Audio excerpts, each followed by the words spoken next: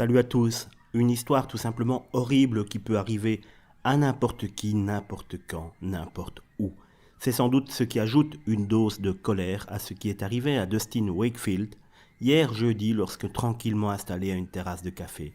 Ce jeune homme de 21 ans a malheureusement croisé la route de Tamarius David, âgé lui à peine de 22 ans. Les deux hommes ne se connaissaient pas, ils ne s'étaient jamais croisés auparavant. Les faits sont horribles. En effet, le jeune homme était depuis peu en vacances à Miami, en Floride, avec son épouse et son petit bébé d'1 an. Lassé d'une année de travail dans le Colorado où il habite, il avait décidé de s'offrir ses vacances en famille pour se détendre un peu, et si tout se passait à merveille pour la petite famille jusqu'à hier, les choses se sont gâtées hier après-midi. Profitant du soleil de Floride, la famille a décidé de se poser sur la terrasse d'un café pour profiter d'un bon repas. Tout se passait bien, jusque quand ils ont entendu des cris et vu arriver Tamarius David, visiblement dans un état second. Le jeune David pointait son arme sur un autre client du restaurant et lui tirait dessus, le loupant de peu, dû sans doute aussi à son état tout à fait dramatique. Pris au piège de cette terrasse, il était trop tard pour le jeune couple de s'échapper. Tamarius, s'approchant de leur table, a alors pointé son arme sur le petit bout de 1 an, en bafouillant qu'il était temps de mourir.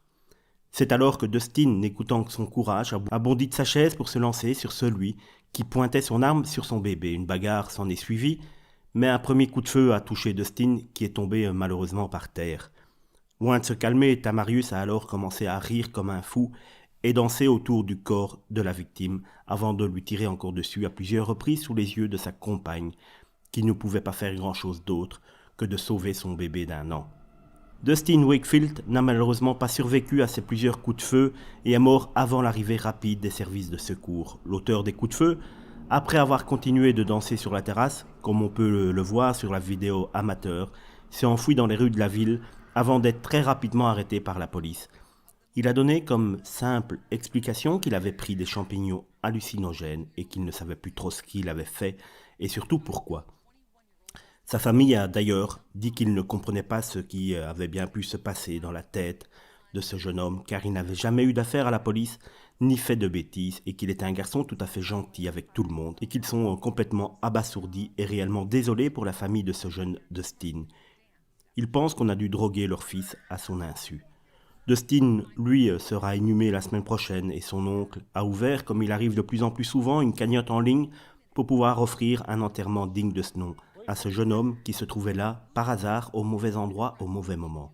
Lui qui voulait juste profiter de quelques jours de vacances en famille afin de recharger ses accus pour reprendre son travail le plus rapidement possible.